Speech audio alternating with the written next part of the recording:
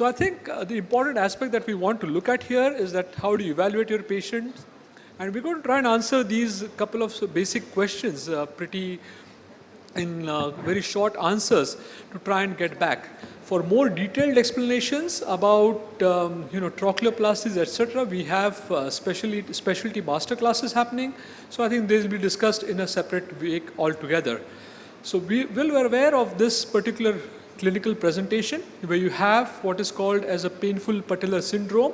Essentially, there are no risk factors. These are the patellar chondral lesions that we look out for, and they're associated predominantly with pain, which are a completely different presentation than the ones that we normally would be talking about right now with respect to instability. We're looking at patellar instability, which consists of objective patellar dislocations, and these may also be masked by some of the patients who have potential patellar instability but have not progressed to a frank patellar dislocation per se. This is a very good classification system which Sheetal Parekh had published a couple of years ago, where he divided the lateral patellar dislocations into 4 types, and essentially type 1 and type 2 are the ones which will behave a lot differently from the 3 and the 4s, which are more of the obligatory or the habitual dislocations. So I think the first question that we want to ask is, how do all of you evaluate their patellar instability? And very quickly, Sheetal, I'll start with you, because coming from a place where resources may be limited, where do you do X-rays, do you do MR scans and CT scans on all your patients, or are you selective about what investigation you would advise? So as a routine protocol, I will get all X-rays, CT and MRI, particularly if the patient is a recurrent dislocation. For first time dislocation, probably I will not investigate the patient. What about you, Sundar? In your practice at Ganga, do you have a practice where you get all the modalities of investigations done, or are you selective as well? No, we have all the modalities. We go from top to down to CT scan and MRI scan, including the axial and the coronal and the sagittal to see everything. Jason, in your setup, would you do all of these, and would you ask for additional investigations like, say, a torsional profile CT scan, or would you reserve it for selective indications? So typically, in my practice, I would typically try to get a good lateral, as you see on the left side, which actually provides tremendous information. But in the United States, it's very common to get an MRI to evaluate for articular cartilage damage, loose bodies, which can often be occult on X-ray imaging. It also gives you, obviously, axial information. And I probably would not get these other special studies unless I was really motivated to think about that from a physical examination viewpoint. Perfect. So I think these are the different types of information that we get from our X-rays. We can look at coronal plane alignment and sagittal plane alignment. I think that's pretty classic and standard, that for evaluating both the coronal plane and the sagittal plane, this is probably the only investigation of choice that we have. Now let's come to trochlear morphology. So Nicholas, your center in Lyon, very popular for popularizing the trochleoplasty. So in your place, do you rely more on MR scan or more on CT scan to evaluate the trochlear morphology, and if so, why? Years ago, we always make some CT scan and no MRI, but now we only use MRI. And because patients come with, so it's really much easier than see your patients, go back, make a CT and come back to a new visit. And you can have every data you need with your MRI. You can see your trochlear shape, you can see your patella, you can see your sagittal engagement, you can have every data you need. Cassandra, what about you? In your practice, what happens? Do all of them get CTs and MRs, especially when you're looking at trochlear morphology, or you have a different school of thought there? I do very similar. Most patients will come, in the United States at least, when they come to subspecialty care, they will have MRI. CT scans, I think, are only, rarely used in my practice, so I mostly use MRI for that. So Dinshaw, when we look at an MR scan, we all get MR scans when our patients come to us. Some of them are absolutely of crappy quality. You have those which have got a 3T written on them, but you can barely make out whether they're 3T or 0.3T. So the challenge that we face is that how challenging is it for us to try and read all those MR scans that they come. And would you advise a different MRI protocol, especially if you're looking at patellar instability? I think the most important thing is the clinical picture. So when you've done a detailed clinical evaluation, you already have in your mind a sort of thought process of what you're going to do. So for me, the basic minimum is going to be the X-ray and the MRI. I would only do a CT scan if I needed a rotational profile of that limb. Yeah. And that would be dictated by the clinical picture. If the MR is not good, I would repeat the MRI, because I think that really gives you a lot of information and stuff that you could miss, and you could make wrong decisions based on that MRI. Okay, so we heard Nicholas give his talk about how he estimates patellar height. A quick word from you, Jason. You have so many different indices that are available to us. As we know, the patella in full extension, there's only the distal patella which is in contact, and as we start moving in, the patella engages more and more. And we have these maybe 13 or 14 different radiological assessment indices that are described, and probably I think there's one added every single year. So for you, if you had to take a pick, which are your top 3 that you would pick in your clinical practice that you would feel are the ones that you really want to look out for? So for me, I typically will use Caton de Chance, and then I'm also looking at the amount of overlap of the patella and the trochlea. Those are probably, for me, the most important 2. And then the important differentiating point here is that are you going to be calculating them on an X-ray, on a CT, or an MR? One of these 3 or all 3? And which is the one that you will choose? Typically for my Caton Shams, I'll use the X-ray because it's depending on the cut of the MRI, it's sometimes very difficult to know where those measurements correlate with the radiographic measurements, at least in my hands. I do think that MR is useful for looking at articular cartilage overlap between the distal pole, the patella, and articular cartilage of the trochlea. So Nicholas, you did describe from the Lyon school that probably looking at a sagittal plane and looking at the sagittal engagement index is a more reliable marker than looking at the Caton de Champs index. What are your thoughts on that? And I did see you put up one of your slides where you had that shown up in your presentation. Your Caton de Champs will fix your patellar eye, but the sagittopatellofemoral engagement will show you some information to see if your patella is going well into your groove. So for that, it's really interesting. But on MRI, you can also perform like a modified Caton de Champs ratio, like just making Caton de Champs, but in 2 different slices, in 2 different sagittal slices. And you can just perform the longest patella you can get, and then go back in the middle of your knee, and then just copy past your measurements, and then look at like if you perform the Caton de Champs, but with 2 different slices. So Cassandra, the problem which I have is that when you make an MR scan, it is with the knee in full extension, the quads are not relaxed, and the patella can very much not be exactly at the same height where it would be if the quads are activated or if the knee is flexed. So are you happy to measure your patellar height on an MR scan with the knee completely relaxed in full extension, or would you rather have a knee which is kept in 30 degrees of flexion on an X-ray, or would you have a CT scan with the knee flexed? So I think this is very important because we need to look at that borderline case which will then give us a very wrong reading in our measurements, which may then prove to be one of the risk factors that we've not corrected and which may lead to failure of an isolated MPFL. I think a lot of kind of one of the mantras we look at is measure twice, cut once, right? So if you're looking at Caton de Champs type ratio, this is a X-ray ratio, right? So looking at MRI, it's a totally different. You're not comparing apples to apples. You're looking at a situation where the knee is in full extension, the quads are relaxed, and then you can see even a wave sign within the patellar tendon. So this is not what we want in terms of active kind of early flexion. So I think it's important to use appropriate imaging, and in this case, for assessing patella alta, I will use plain films. So I think this is an important point to take back home. Don't rely on one single measurement. Do understand that when the patella is relaxed as in when you're doing an MR scan. The patella may not be exactly at the same height. Your patellar tendon may be lax and loose, and then you may get a wrong reading. Of course, then we come to patellar tilt, which is obviously we can evaluate both on MR and CT. And the soft tissues, essentially the MPFL as well as the patellar tendon, are best evaluated on an MR scan.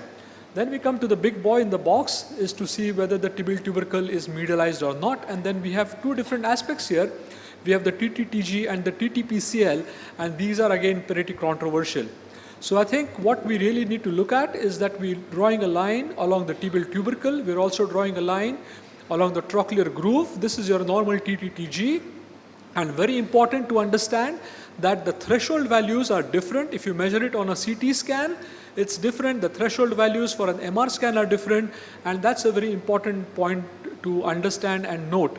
You can also take the leading border of the PCL, and then you have the TTPCL distance, which is again different on different modalities. Sheetal, what's your choice? What would you lay your money on? Would you lay your money on the TTTG or the TTPCL? That's one. And second question is, do you rely on the report which your radiologist gives you, or do you calculate it yourself?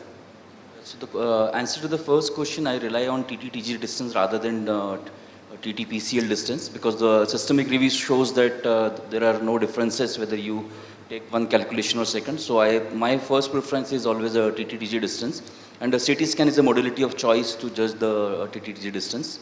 And my radiologist is good, so he always gives me the right measurement from last 6-7 years. So the cutoff value, I know that if he's writing 24 or 25, so that's correct value. Anybody on the panel making their own measurements?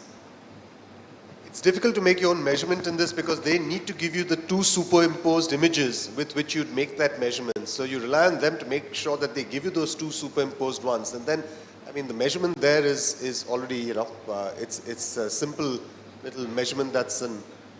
There's a very simple way to do it, Dinshop. Put in your disk, run it on any Osirix program. Once you get your TG, just take a post-it or just take a simple piece of paper, stick it on the screen, and then come down to the next image and measure the difference. That's the easiest way that I do it. Nicholas, you want to make a point? Yeah, we always redo the measurement ourselves for every patient, because people came with like the DICOM, and we use Ortho software. I don't know if you know it, and then you can redo everything and just like a copy-paste game to get the measurement, but sometimes you get some big difference with the values you can get in the radiologist reports. Jason? I always do my own measurements, but one of the things that you should be aware of is TTTG is very susceptible to changes of the axial alignment of the leg in the scanner. Yeah. So small differences in varus or valgus in the leg positioning can grossly change TTTG. Yeah. So if your leg is in a lot of valgus, your TTTG will be higher. If the leg is in varus, the TTTG will be lower. So an additional thing I look at is the patella tendon overlap over the lateral edge of the trochlea. Yeah. Because that shows me a little bit closer to where the patella is engaging and what it's engaging with, what the vector is. So if the TTTG seems very off, and I use some of these additional measurements. Excellent, great point there. So I think for cartilage, you have to have both, and essentially the whole point of bringing this slide up was for all of us to really understand that there's not one single investigation on which you can base your surgical plan. You need a variety of measurements that you need to do. So you need to have a very good solid clinical examination, which has to be backed up by excellent imaging. We come to now the next point, first time dislocator without an osteochondral fragment. Cassandra, do you leave it alone, a first time dislocator, let's say 17 years old or 14 years old, do you leave it alone, do you repair, or do you reconstruct at the first time? There's no osteochondral fragment. So I don't know what the book answer is, because I think we're currently at a time where this is changing. I think there's probably more, kind of like when you look at shoulder dislocations also, shoulder instability. The first time dislocator, I think there is a subsection of people, and that subsection is growing in terms of addressing this primarily. And so you kind of mentioned a 14-year-old versus a 17-year-old, right? Those are, to me, two different patients, but I think it's very important that they're young. when they do this, right? Skeletally mature but young, and so their chances of dislocating again is going to be high. So I don't think repair has anywhere really in my practice. So I think right now, even with no osteochondral defect, as long as you lay it out and counsel the patient and talk to their family, especially with the young kids, you can say that you can give a trial of a non-operative treatment with a lot of rehab and whatnot, but the reality is, you know, if they dislocate again, then they're going to potentially have that chondral defect and chondral injury. And so I leave it often up to the parents and the family, but I actually am now, right now, I think my algorithm is that I'm being a little more aggressive about reconstructing primary dislocations. So the same patient now is probably doing good college or school level sport, and he has, you know, he is promised that he can become a good professional player. Would that change your thought process? And would you offer him surgery at the first go, or would you still stick with your guns? Yeah. Why do you have to make this so hard? Yeah. I mean, we can play devil's advocate and go either way. I think if this is going to be an athletic patient, you know, they certainly have potential for rehabbing this well, but the reality is also if they're in a contact type athletics, then you probably want to address this earlier on rather than later because they're going to have that exposure and likely have that risk. Yeah. Just Jason. I think, so I guess a couple of things are, I would actually do a risk calculation and advise the family of the risk. We have done a study looking at American football players in the NFL, looking at patella instability in those players. And the vast majority of the players were able to return to sports within a few weeks and were still able to play that season. The ones that did not were the ones who had surgery. Oh, okay. So if it is a first-time dislocation as a result of a collision in somebody who has no risk factors, skeletally mature, I think the likelihood that that has a repeat dislocation is actually fairly low. We know the natural history of patella instability is that certainly there's a high percentage that go on to have recurrent instability, but the data suggests that, and that's about 23% if you take all comers.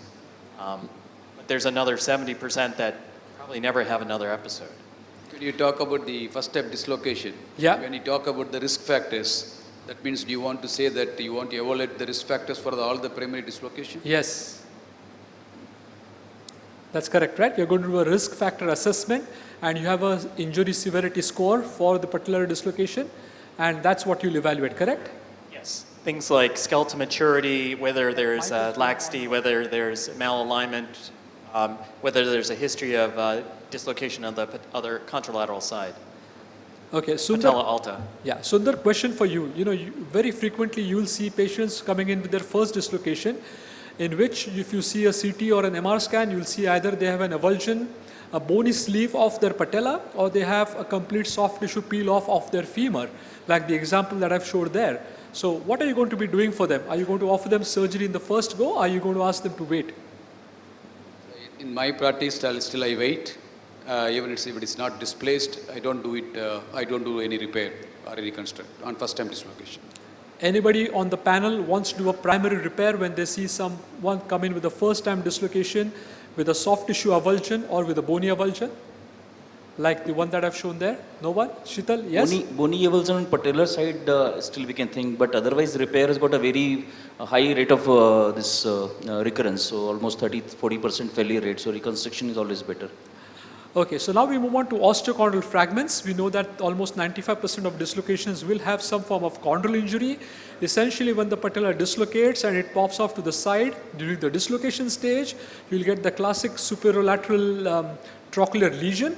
And when the patella is relocating back in the groove, which is when you get the medial patellar facet lesion, and as the patella reduces back, that will fall into the lateral gutter. So this is typically when you'll get an osteochondral lesion. X-rays like these need to be scrutinized very carefully because you want to pick them up. Also, you want to see the presence of a defect, and that tells you that something is happening in there. CT scans and MR scans, of course, are going to show you what sort of lesion there is. So I'm going to show you this patient here who had a large osteochondral defect. You can see that it measures about 16 millimeters by almost about 20 millimeters, and that's how the defect fits back. My question to you, Dinshaw, is that when do you fix them? How important is subchondral bone status for you? Do you have any landmarks to see for the amount of subchondral bone which is present on the fragment? Or are you more worried about the size and the location and what takes more precedence? So any fragment that's large like that, I certainly want to fix back. Most of them will have at least a sliver of subchondral bone. And as long as it's got some subchondral bone, I think fixation is possible and fixation is quite successful. Usually I'd use a headless screw and get either one or two screws in there with that headless screw, and typically that's good enough. Sometimes you'll find that you've got a very small bone area and the rest is great for cartilage. So I don't put the screw just in the cartilage area, so I'll put the screw in the bone area and use a Vicryl suture through the cartilage area and then just give it that rotational stability. But I think any fragment that's large should be fixed. The deciding factor is really subchondral bone. And how frequently do you have to go back and remove those headless screws because you've got metal in the patella? Almost never, because you've got it, well countersunk in there. Almost never that you need to get them off. Yeah, I think those are great points. For me, my treatment of Go for the last couple of patients, for the last almost about 20-25 odd cases, has been to make microfractures to the bed, freshen up the bed, put some tissel fibrin glue inside the defect right there, put the fragment back on, and then tie it off with either 1, 2 or 3 cruciate Vicryl sutures. Now you've got this defect and you've repaired it, Jason. You've put the patellar fragment back into place. Next, will you always do a formal MPFL reconstruction at the end of putting back your osteochondral fragment, or will you just repair it, or will you plicate the medial side? I think the data shows that MPFL repairs and plication fail at a high rate, and the revision surgery rate is extremely high. MPFL reconstruction is a very reliable technique, and most meta-analyses have failure rates in the single-digit percentages. So I think if you do a medial repair or medial plication, you're repairing tissue that has Stretched out. and it's already very weak. You know, the load to failure of the MPFL is around 200 newtons. So it's weak to begin with, and if it heals, it's going to heal with scar, which is even weaker. Yeah, so I think that's an important point to take back, is that if you put back an osteochondral fragment, always do an MPFL reconstruction. Okay, question for you, Sundar. Does every patellofemoral stabilization require an MPFL? Well, the answer probably was yes. We had Nicholas tell that. But what would be the ideal indication to do an isolated MPFL reconstruction? Because that is probably one question that gets asked every single time. Which is the ideal patient on whom you can only do an isolated MPFL? So give your 3 points for that. So I think both the clinical and radiological correlation, the level of the activity of the patient, what is a sports person or a non-sports person, and whether it's clinical findings, the only J sign or the mild subluxation, the extension, then that means that there's a low risk factors. Then I reassess all the parameters like a trochlear dysplasia or the TTT distance. And if everything is on the borderline, that is the case where I do only isolated MPFL reconstruction. Even if it's a shallow trachea, I don't need to do a tracheoplasty. Any other points anyone would like to add for an isolated? Yes, Shita? Yeah, I got just one question. The osteochondral fragment, once we are doing a MPFLR, at the same time, if patient is having a high-grade trochlear dysplasia and patella alta, would you, in the first time dislocator, would you go ahead and do a trochleoplasty and TTO?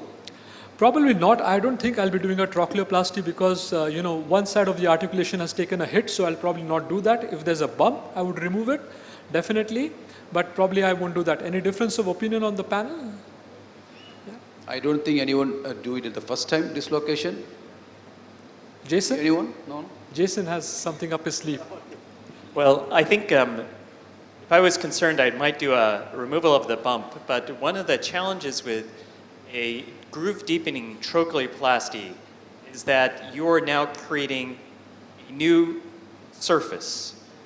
And it doesn't necessarily match the surface of the patella. Yeah. So you're creating articular incongruity.